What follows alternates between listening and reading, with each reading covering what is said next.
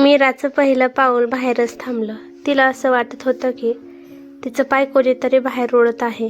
मीराला अजिबात वाटलं नव्हतं की दीपा वहिनी अशी बोलेल.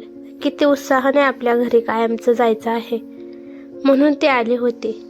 ज्या घरात तिचं बालपण गेलं होतं तिची पाठवणी याच घरातून झाली होती आणि तेच घर आज परक झालं होतं.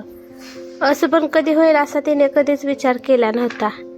मीराची आई रडत होती पण दीपा वहिनीच्या तोंडाचा पट्टा चालूच होता. तिला तिची सासू रडत आहे याचं काहीच घेणं देणं नव्हतं. माझ्यामुळे आईला रडायला लागत आहे. आईचं रडणं पाहून मीरा आल्या पावली माघारी चालली होती. पण जायच्या आधी ती तिच्या वहिनीला म्हणाली, वहिनी, तू हे विसरू नकोस की तुला पण एक मुलगी आहे. देव ना करो आज जी परिस्थिती माझ्या आईवर आली आहे ती परिस्थिती तुमच्यावर कधी येऊ. ननंदचं बोलणं ऐकून दीपाला एवढा राग आला की ती रागाने लाल लाल झाली आणि म्हणाली की तू काही बोलण्याची हिंमत करू नकोस. जे तू बोलत आहे ती वेळ कधीच माझ्या आयुष्यात येणार नाही. मी माझ्या मुलीला तुझ्यासारखे संस्कार लावणार नाही. तुझ्यासारखी माझी मुलगी घर अर्ध्यावर सोडून येणार नाही. वहिनी, मी माझ्या मजबुरीने ते घर सोडून आली आहे पण तुम्ही मला आधार दिला नाही. काहीच हरकत नाही वहिनी. मी माझ्या भाचीचं कधीच तिचं वाईट होऊ दे असं म्हणणार नाही. पण कधी काय होईल काय सांगता येत नाही. त्यामुळे वहिनी आजपासून सांभाळून राहा. कधी तुझ्यावर ही वेळ येईलच की ज्यावेळेस तुला कोणाची तरी आधाराची गरज असेल. एवढं बोलून मीरा तेथून निघून गेली. मीराची आई खूप वेळ रडत होती परंतु दीपाच्या दगडाच्या काळजाला पाझर फुटलं नाही. मीराचा भाऊ सुद्धा दगड बनल्यासारखा नुसता उभा होता. आपल्या बायकोला तो एक शब्द सुद्धा बोलला नाही.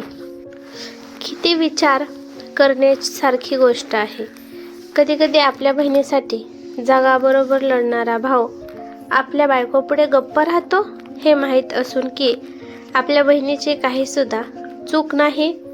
रुक्मिणी ताईला 2 मुलं होती. एक होते मीरा आणि दुसरा होता अर्जुन. अर्जुन हा मोठा होता आणि मीरा ही छोटी होती. अर्जुन आणि मीरामध्ये 7 वर्षाचा फरक आहे. अर्जुनची बायको दीपा जरा ठसक्या स्वभावाची आहे. दीपाला एक मुलगी वृंदा आहे. दीपा स्वतःला खूप शहाणी समजत होती. तिच्यापुढे ती कोणालाच किंमत देत नव्हती. मीराची 12वी झाली आणि दीपाने घरात एकच दिंडोरा पेटला की काही पण करून ह्या वर्षात मीराचं लग्न करायचं. मीराची आई दीपाला म्हणाली की सुनबाई, अजून माझ्या मुलीचं थोडं शिक्षण करू दे त्यामुळे तिला स्वतःच्या पायावर उभा राहता येईल. अहो सासूबाई, अजून किती शिकवता तिला? 12वी झाली आहे, बाद झालं. रुक्मिणीताईने आपल्या सुनेला विनंती केली की आपल्या नणंदचं आताच लग्न करू नकोस. तुमच्यासारख्या आयामुळेच मुली बिघडत आहेत.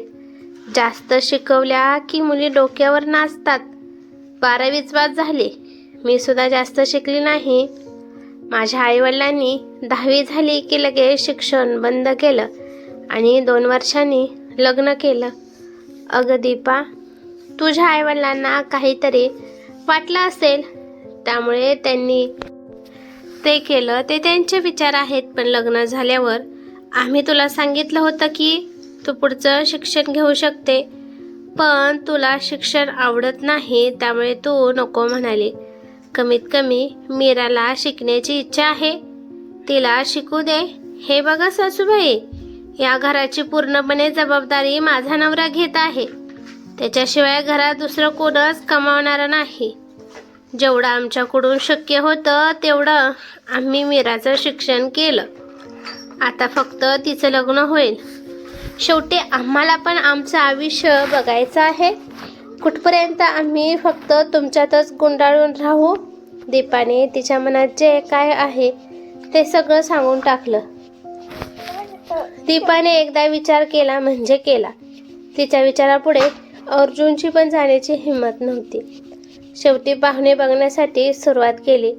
मीरासाठी एक स्थळ आलं. मुलाकडचे त्यांना काही सुद्धा हुंडा वगैरे नव्हता पाहिजे, फक्त नवरी आणि नारळ. त्यामुळे मुलगा कसा आहे, त्याचे घरचे कसे आहेत, काही सुद्धा चौकशी न करता लग्नाला होकार दिला. 4 महिन्यापूर्वीच मीराचं लग्न जयसोबत झालं होतं. जय हा 1 नंबरचा दारुडा माणूस होता. दारू पिऊन येऊन घरी मीराला शारीरिक मानसिक त्रास द्यायचा.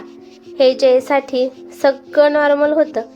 लग्नाच्या दिवशी संध्याकाळी दारू पिऊन मीरा सोबत बंद खोलीमध्ये तिचा नवरा मीरासोबत एखाद्या जनावरासारखा वागला होता. पण लाजकाज मीराने कुणाला काही सांगितलं नाही. परंतु आता हे दररोजच होऊ लागलं. जयच्या स्पर्शामध्ये मीराला अजिबात प्रेम वाटत नव्हतं. तो फक्त आपली वासना पूर्ण करत होता. 10 दिवसांनी तिला सहन झालं नाही. तिने तिच्या सासूला सगळं काही सांगितलं. तिच्या सासूने तिला उत्तर दिले की मीरा, हा तर तुझ्या नवऱ्याचा हक्क आहे. ह्यात तुझा नवरा नवीन काय करत आहे आणि अशा गोष्टी कोणाला सांगतात का ग? अगं कमीत कमी विचार करून तरी बोलत जा. आणि तू आता लहान आहे का? तुला हे सगळं सहन होत नाही का? सासूला बोलत आहे, जरा विचार करून बोलत जा.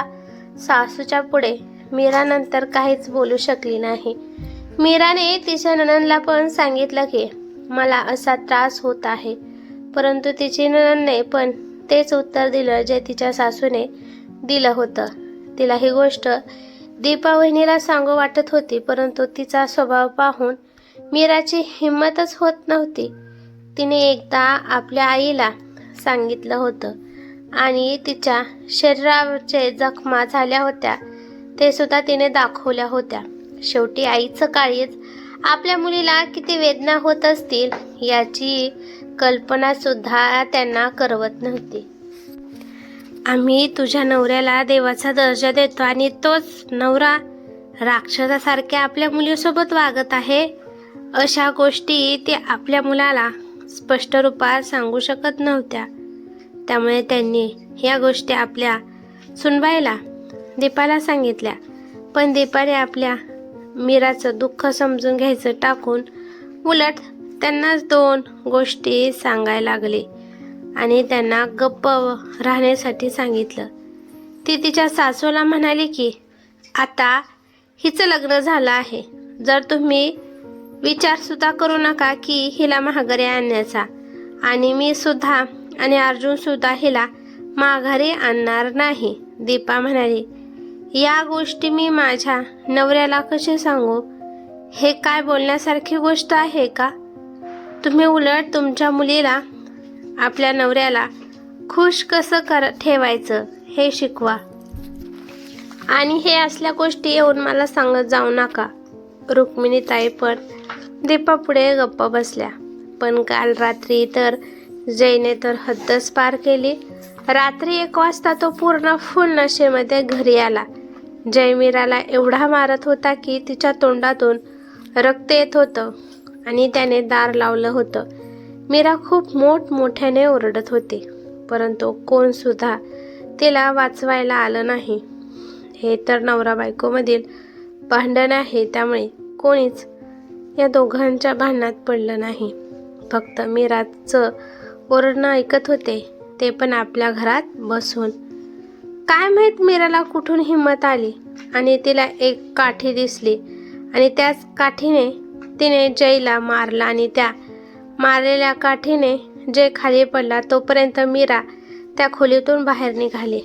जयचं ओरडून सगळे जयकडे पळाले. त्याला वाचवण्यासाठी सगळे पळाले, परंतु मीरासाठी कोण सुद्धा गेलं नाही.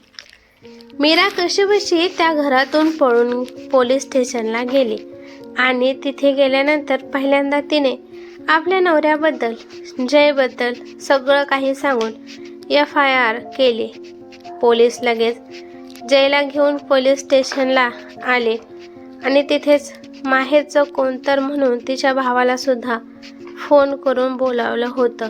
आणि सासरचे पण आता मीराला ठेवू शकणार नाहीत.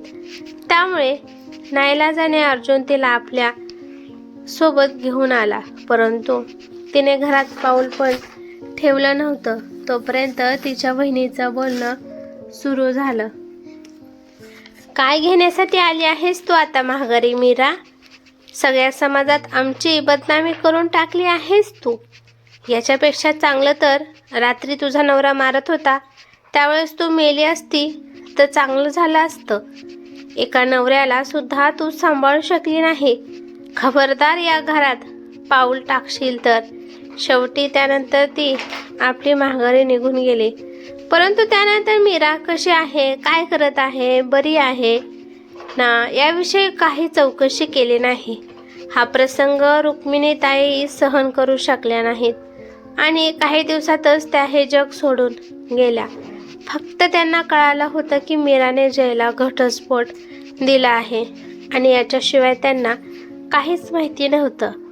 दिवस, महिने, वर्ष असं चालू होते. आज एवढ्या वर्षानंतर दीपा आपली मुलगी वृंदामुळे टेन्शनमध्ये होती.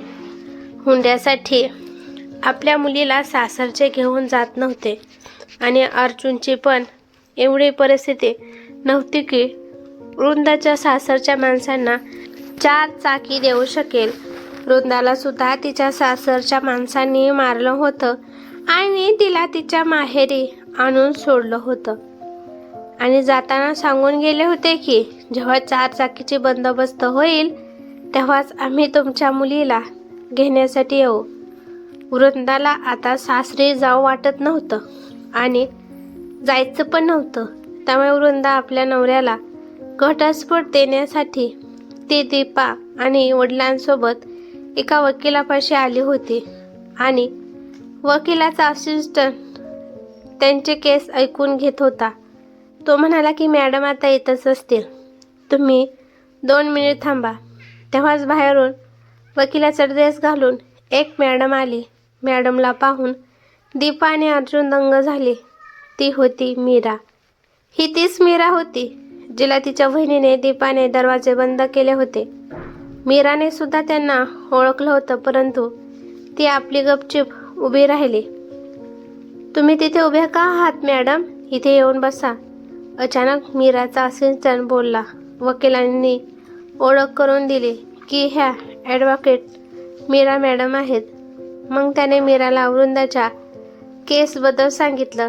हे ऐकल्यानंतर मीरा दीपाकडे पाहू लागली पण दीपा रडत आपल्या नणंदच्या पाया पडली. खरंच तुझा आणि सासूबाईचा तळतळात मला लागला. मला माफ कर मीरा, मला माफ कर. असिस्टंट आश्चर्यचकित होऊन मीराकडे पाहिले. मग मीराने त्याला सगळं सांगितलं आणि ती दीपाला म्हणाली की वहिनी, माझा तळतळाट लागला नसेल परंतु आईचा जरूर लागला असेल. कारण का एखाद्या मुलीला त्रास झालेला कोणत्याच आईला पाहवत नाही आणि त्या मुलीला तुम्ही आधार द्यायचा टाकून तिला किती जलील केलं हे तिच्या आईच्या आत्म्याला माहीत असतं. माझं तर नशीब चांगलं होतं म्हणून मी जे केस लढत होती त्या वकील काकाने मला मुलगी मानलं आणि मला शिकवून ह्या पदावर आणलं. पण वहिनी, कुणाची वेळ कशी येईल कधीच सांगता येणार नाही. त्यामुळे माणसाने आपल्या तोंडावर ताबा ठेवावा. मीराने वृंदाची केस लढवली आणि तिला न्याय मिळवून दिला. हुंड्यामुळे तिच्या सासरच्या माणसांना मीराने चांगलीच अद्दल घडवली. परत काही दिवसांनी तिच्या सासरचे वृंदाला नेण्यासाठी आलं.